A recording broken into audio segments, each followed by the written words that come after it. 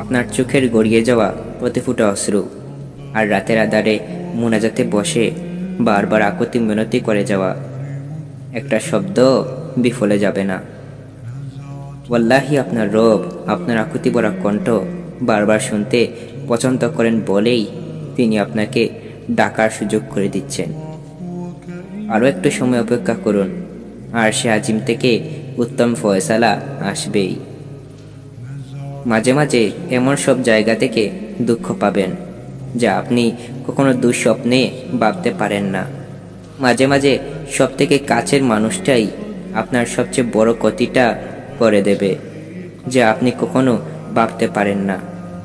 কখনো কখনো দেখবেন যার জন্য সারা জীবন কেঁদে গেলেন, আপনার কান্নার দিনে সে উল্লাস করে হাসছে।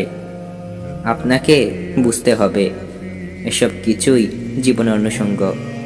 মাঝে মাঝে আপনার অন্তরকে চূর্ণ বিচূর্ণ করে দিয়ে আল্লাহ আপনাকে বোঝাতে চান যে বন্ধু হিসেবে, আপন হিসেবে, শুভাকাঙ্ক্ষী হিসেবে দিন শেষে ইনি আপনার শেষ আশ্রয়স্থল।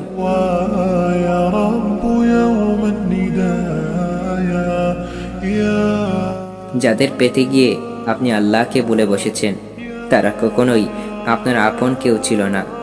পৃথিবীর সবাই আপনাকে নিজ স্বার্থের জন্য ভালোবাসে, কিন্তু একমাত্র আল্লাহই আপনাকে প্রকৃত ভালোবাসেন। তিনি আমাদের ভালোবাসেন। আমরা কষ্টে থাকলে তার কাছেই যেন দুঃখের কথা বলি, কারণ তিনি ছাড়া কেউ আমাদের দুঃখ দূর করতে পারবে না।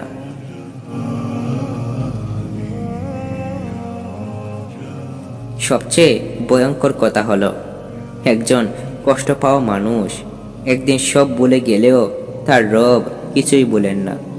প্রতিটা শব্দ, প্রতিটা অক্ষরের উচ্চারণ ও উচ্চারণ ভঙ্গির অডিও ভিডিও রেকর্ড সবই তার কাছে মজুদ।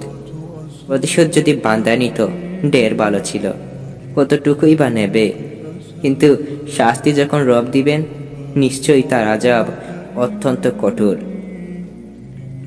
নিশ্চয়ই আপনার রব কিছুই বলেন না। সূরা মারিয়াম আয়াত ৬৪। কুরআনের এই আয়াতটি কি অদ্ভুত, তাই না?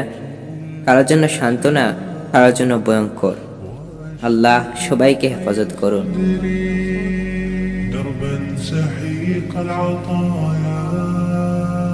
হে আমার রব, আমার আদার হৃদয়ে আপনি হেদায়েতের নূর ঢেলে দিন। মুছে দিন মরচে পড়া সব দাগ। শূন্য হৃদয়ে ফুটিয়ে দিন শুভ্রতার ছোঁয়া। আমাকে ক্ষমা করুন মালিক, আপনি যে আমার শেষ আশ্রয়স্থল। আপনি ছাড়া আমি যে ভীষণ অসহায় আর পথহারা। আপনার রহমতের ছায়ায় আমাকে আরেকবার ঠাঁই দিন মালিক। আপনার নূরের আলোয় আমাকে আরেকবার আলোকিত করুন।